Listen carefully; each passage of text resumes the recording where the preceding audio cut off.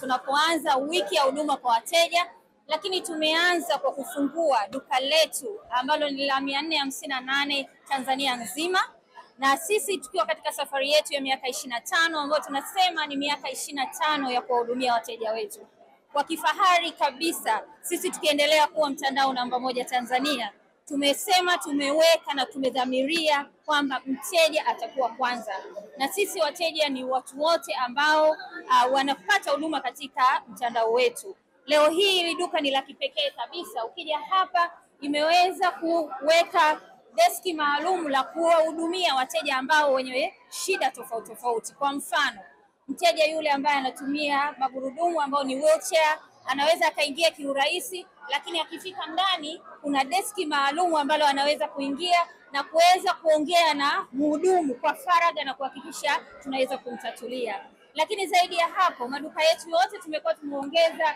wale wa agent ambao wa kutumia alama kwa ajili ya kuwahudumia wale wateja ambao ni viziwi, na sio tu madukani, lakini hata kwa kutumia WhatsApp namba yetu ya customer service. Wote ambao wanatumia alama kwa ajili ya kuwahudumia wateja wanapelekwa special training na wana certificate kabisa ya kwamba wamefuzu hayo mafunzo.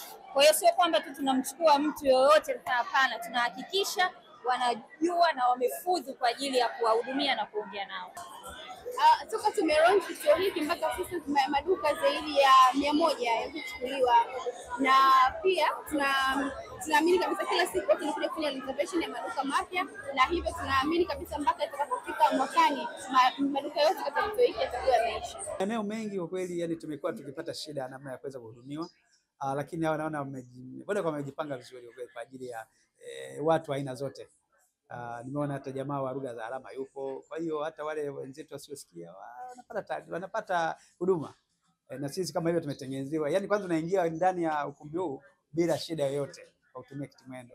Kwa hiyo nashukuru Vodacom kwa kuweza kutukumbuka katika namna hii. Naomba na mashirika mengine pamoja na makampuni waweze kuiga mfano wa Vodacom. Kwa kweli ni changamoto nyingi sana, kwa sababu sehemu nyingi unakuta yani hawajatengeneza vizuri, yani kuna ngazi tu, ngazi yenyewe unakuta yani huwezi kufika sehemu unataka kwenda, inabidi hapo shuke au watu wakunyanyue. Sasa ile inakuwa sio vizuri. Nataka uende mwenyewe, yani uhudumiwe afutoke. Sio mpaka yani mambo ya kunyanyuliwa au inakuwa haileti raha.